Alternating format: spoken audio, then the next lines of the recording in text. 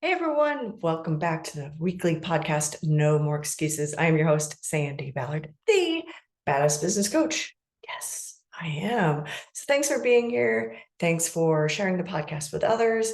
Thanks for investing in you by listening to this, watching the video, and just taking the time to think through the message and make sure you pay attention the rest of the week on social media, right? Because I do carry on that theme. So find me, connect with me. You can look for me, Badass Business Coach, or Sandi with an I, Ballard. So, last week, I don't know if you saw it, but last week I did a live video. Obviously, by the time you saw it, it was a recorded video at a golf outing. My colleagues and I sponsored a hole, and it was really fun.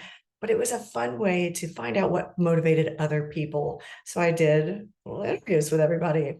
So hopefully you saw it. If not, go back and look at that. But it was interesting to find out what people said. It was anything from challenges, good humans, their job or business, and their kids. Quite a few people said their kids. So, and also seeing how their clients, customers, or patients are being helped, are excited about the progress, how the products and services are helping them.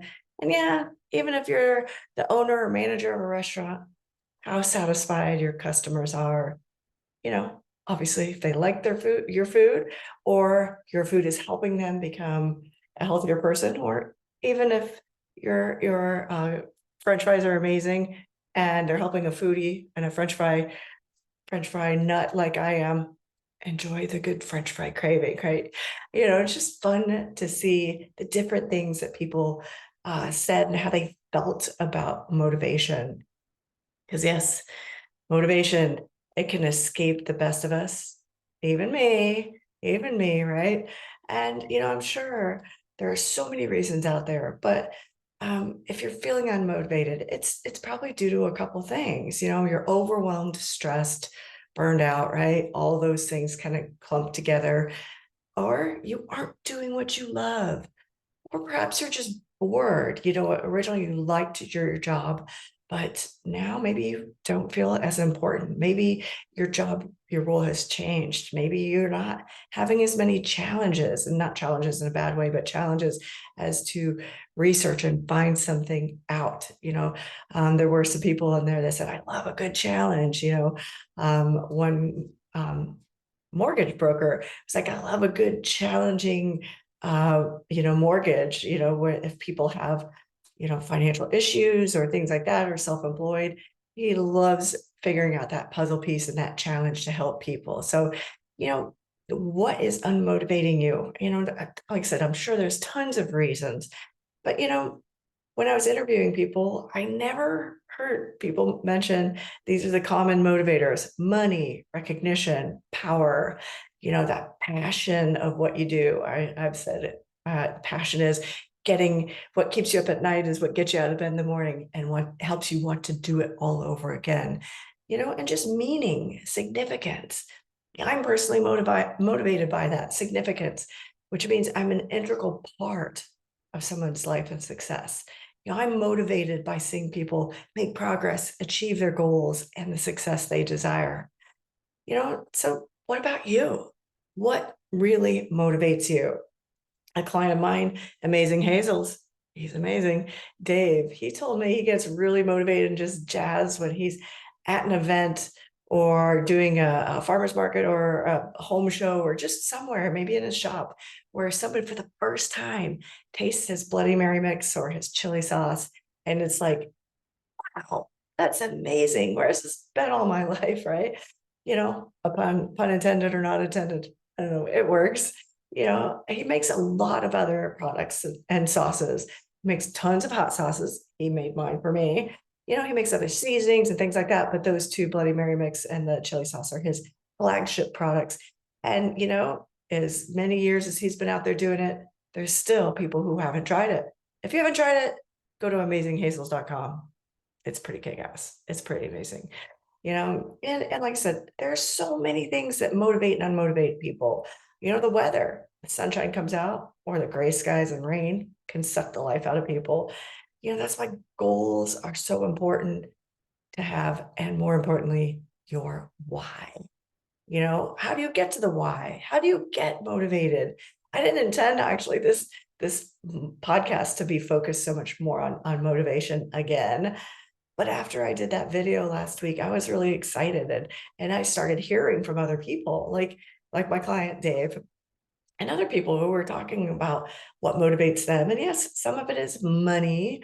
And as a business coach, people come to me with all sorts of challenges, ideas, questions about how to work through those challenges and frustrations, how to work through lack of motivation, how to get motivated so they can get to that next level, and also the amazing ideas, but they need help figuring out how to implement it. So they might be super excited and motivated about this crazy cool ass idea, but the how.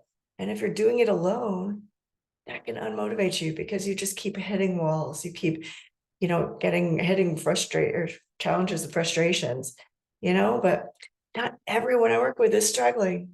That's a myth that you have to be failing to hire a coach.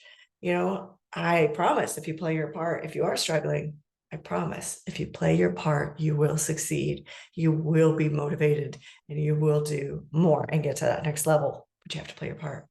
And then the other myth I've talked about is coaches are expensive. I like to debunk that myth by saying you don't have to be a millionaire to hire a coach. You just have to want to be one. So maybe that will motivate you, right? Succeeding, doing more. Sometimes people just want to be better. They want to be better humans for their family, their staff, their customers. So again, what motivates you? What demotivates you? And that infamous question: how do you stay motivated? How do you get motivated? How do you stay motivated? If you're in that unmotivated world, look around at what's going on. Look around in your world, your environment, the people that are in your world, the mess, the organization. Who do you work for? What business do you run? What needs to change? And how is it going to change? If you're one of those people that are like just so unmotivated and you're like, everything needs to change, perhaps you need to change. Perhaps you need to be the one to move out of the situation. I don't know. Let me know. I can help. So thinking about, just looking at all that stuff, the situation, looking at what excites you. Sometimes I've talked to some people that they really have no clue what they want to do. They have no clue what their passion is. And, sometimes you just got to keep digging in and finding that. And if you're on the highly motivated side, you're up, you're ready to go, you're kicking it, you're being as badass as you can be. What's going well? What is motivating you to keep going? Keep on keeping on, right? And it's interesting. I stopped when I was writing this podcast, and I started going down that Instagram rabbit hole.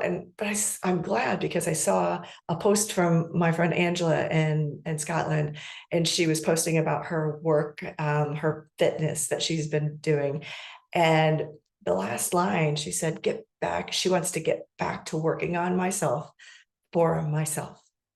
So yes, work on yourself for you, no one else. Sometimes we get so caught up and doing things for others or trying to please others and hearing of what you should be doing. I've had so many people come to me feeling lost and unmotivated, and they have a long list of you should from other people.